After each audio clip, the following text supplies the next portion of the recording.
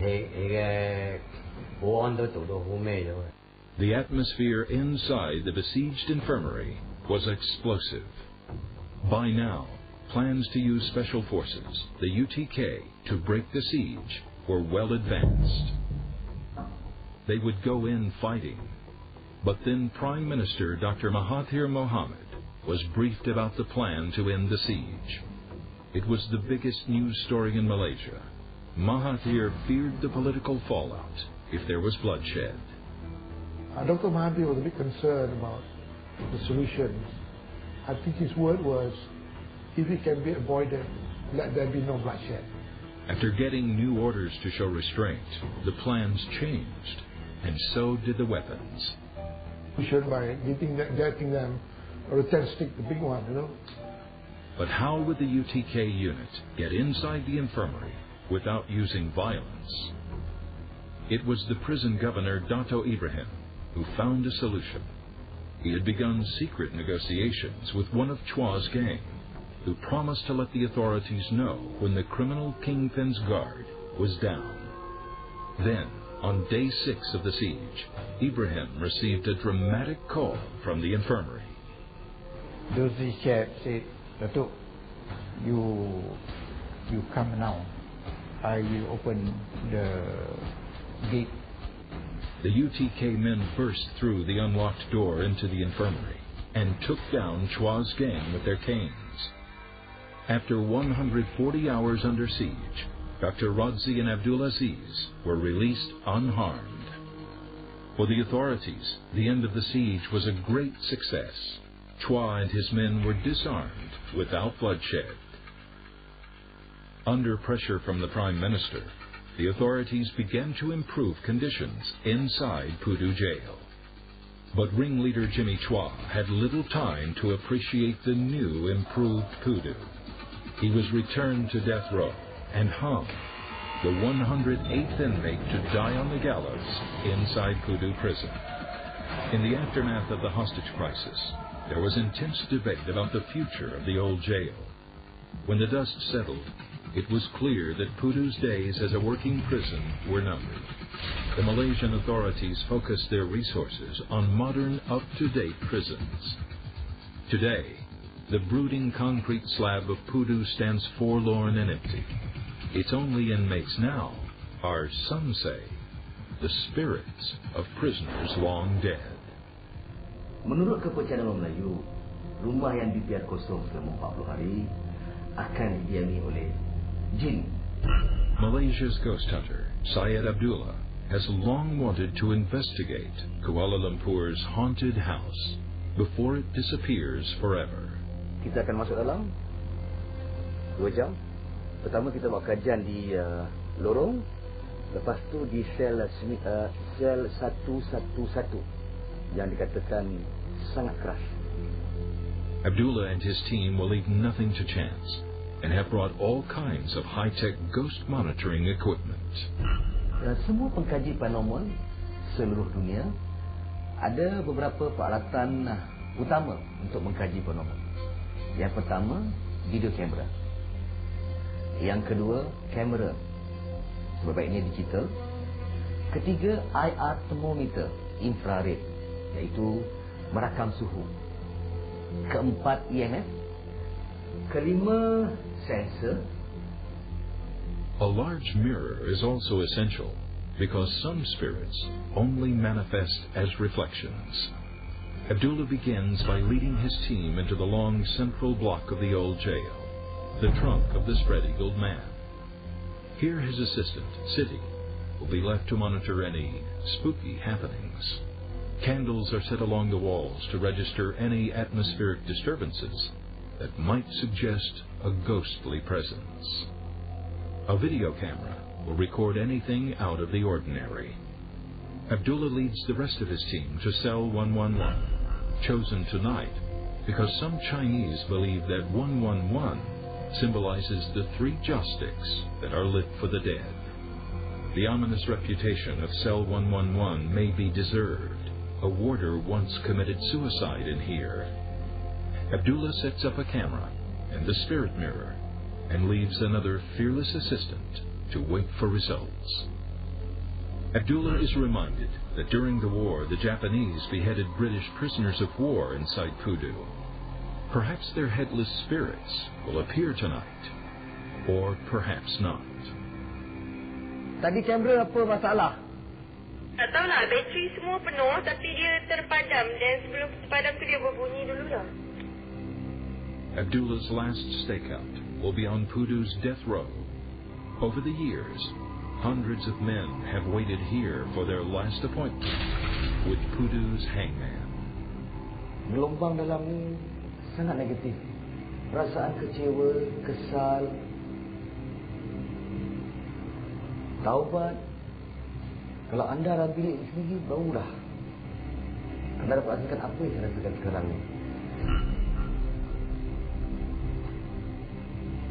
The paranormal team is fascinated by the last gruesome moments of one female communist in the 1950s. Her death inspired one of the enduring ghost stories of Pudu. Sentenced to be hanged, she had tried to commit suicide by cutting her throat, but failed. Then the hangman came calling. The force of the drop wrenched off her head. Many have cited her headless ghost among the pantheon of spirits and specters that allegedly haunt Pudu. At 3 o'clock in the morning, Abdullah and his team decide to leave Pudu and return to the world of the living. It would seem at first that he has failed in his quest, but then Abdullah begins examining the video footage from the main block. Behind his assistant's back, the candles can be clearly seen to quiver, as if some sort of presence was passing by. Abdullah is convinced that something supernatural disturbed those candles. Most people will need much more convincing evidence. Whatever the truth about Pudu's supernatural inmates, one thing is for sure. The prison remains a haunting presence in modern Kuala Lumpur. Although partly demolished, Pudu bitterly divides opinion. It would seem that a city that so fervently embraces the future is not quite ready to forget this symbol of its past.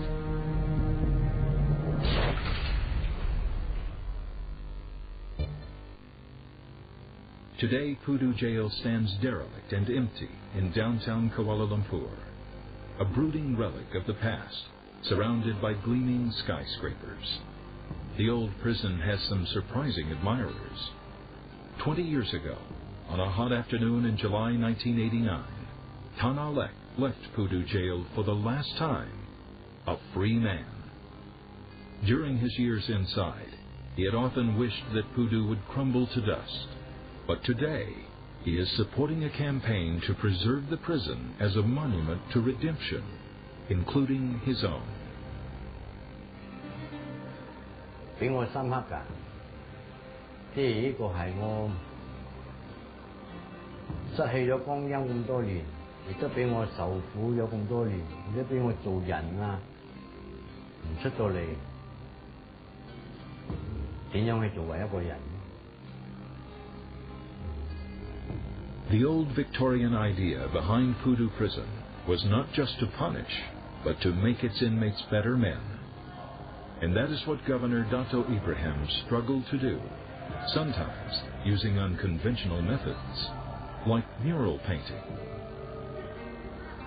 When I visited Penang prison, I saw this mural painting being done inside one of the workshop wall there. So I said, it's a good painting. So I asked, who is the painter? He said, one prisoner. He used only his fingers to paint all this. His fingers, I was surprised. For a year, Kong Yen Chong labored on his mural, painted along 394 meters of the prison's exterior walls. Even when he was released, Kong returned to Pudu to complete his masterwork as a free man. Kong and his team used up more than 2,000 liters of paint to create an astonishing work of art. The mural made Pudu prison unique. But he was happy and he finished the whole job for me. So I thank him very much for that. Badly decayed today, this unique work of art was accepted by the Guinness Book of Records as the longest mural in the world. For many, Kong's work is a powerful symbol of man's capacity for rehabilitation. Well, when I think about Pudu Jail, I think the first thing that comes to mind has always been the mural. I think it's been part of our visual landscape in KL for 30 years, and so at one time it was really very vibrant, it was very vivid, because the whole mural was intact. It was this amazing landscape of almost a fantasy. I think the people who pass by will looking at them painting at that time would also just realize that they're humans too. Like, everyone has talent, everyone has a purpose. In that way, that understanding is developed. They understand it better. The mural is fast becoming history. It's fading and peeling. The rest of the prison too is crumbling. Journalist Zan Azli has closely followed the story of Pudu's slow decay. Don't demolish the jail, it's like our heritage and things like that. And they kind of stopped the construction workers, and the construction workers wanted to continue, but they couldn't because everybody was standing there. And it's like the construction workers were like, they're trying to get everybody away, but nobody wanted to get down. They were just hanging around. Some were taking pictures. A lot of people were taking bricks home as souvenirs. Even I took one of the bricks home. Zan passionately believes that Pudu should be preserved as a unique city landmark. For me, for example, Pudu Jail is older than me. Ever since I was born, Pudu Jail was already there. I don't even remember when I realized that the existence of Pudu Jail is just there, So yeah, it's a part of everybody's lives. So when you talk about demolishing it, of course, we feel sentimental, we feel a little bit emotional. But the problem is that no one knows precisely what to do with this relic. After being closed in 1999, the prison was briefly a museum. Few bothered to visit. Well, it's a reminder, It's a reminder of the good or the bad that we have in the country. But money usually speaks louder than sentiment. Situated close to the center of Kuala Lumpur's affluent Golden Triangle, the old prison stands on prime real estate, ripe for development.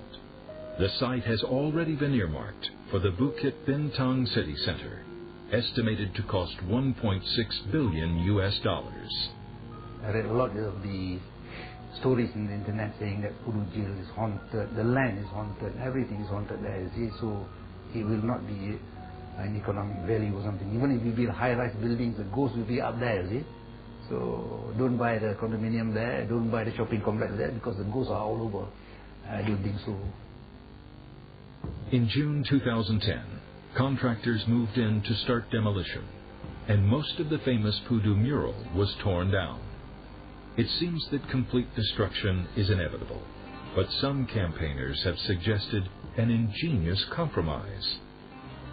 I feel that the front wall, about say 10 meters or 20 meters on each side of the main gate tower block should be preserved with the tower block. If that happens, the developers can have their lucrative land, and Kuala Lumpur can still retain a potent symbol of its rich history. This was once the gate to hell, but sometimes the start of a new life. 都幫過好多人㗎嘛，啱唔啱先？先前苦難啊，屋企啊，悲歡離合啊，好多事情發生喺入邊。有啲應該寫喺入邊，有啲曾經冇寫喺入邊，唔應該拆嘅。For many, the monetary value of the land occupied by this forbidding old prison can never exceed its historical significance. But after 115 years, Pudu Jail is on death row. The executioner awaits. It is unlikely to be pardoned. No one regrets that Pudu Jail has been closed forever. But the people of Kuala Lumpur may, in time, come to miss its strange and haunting power and regret its